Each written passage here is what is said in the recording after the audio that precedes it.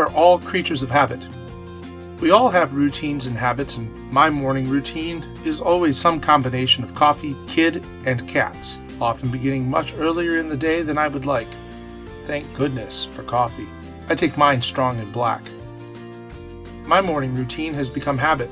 It is easy for me to believe that I am not alone in my morning routine, though your specifics probably don't completely mirror my alarm clock of a cat meowing for food or that of a 6-year-old jumping into your bed to awaken you.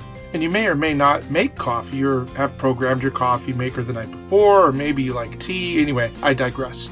I've recently tried, or in some case had to, build in a few other things into the morning routine.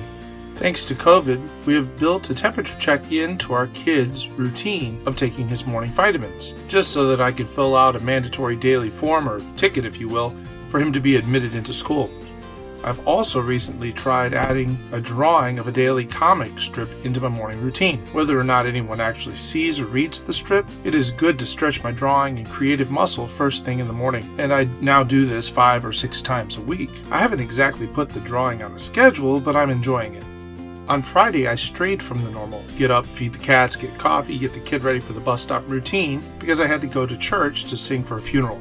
This means that, added to the normal routine, I also have built in getting myself ready for work and making a quick Starbucks run for my wife. And though this squeezes my time significantly, it really is not too big of a deal, except for one little thing. I tend to skip breakfast. And when I do, I stop at fast food, usually McDonald's, to grab something to mindlessly eat on my way to sing. Nearly every morning that I have a church service, I stop for breakfast, which lately has been 2 for $5 bacon, egg, and cheese sandwiches. The problem is, this is not just a one-time treat or a once-in-a-blue-moon field trip. No. This has become multiple times a week and has now spilled into Wendy's chicken sandwiches or McDonald's $3 bundles on the way home. And every time I pull away from the drive-thru window, I feel guilt. Every single damn time. I'm not sure if it's stress eating. I think we can all agree that 2020 hasn't exactly been a banner year, or convenience, or boredom, or flat-out hunger. No, it can't be hunger. Have you looked at me lately? I'm hardly starving. And you know what the disappointing thing is? I often say to myself, this is the last time. Tomorrow will be better. I promise I'll stop. And yet, I never seem to stop. Instead, I hide the empty bags for my embarrassment. That is until this Friday morning, where I stopped for gas next door to the McDonald's and then drove right through the restaurant parking lot and right out onto the street and headed to church.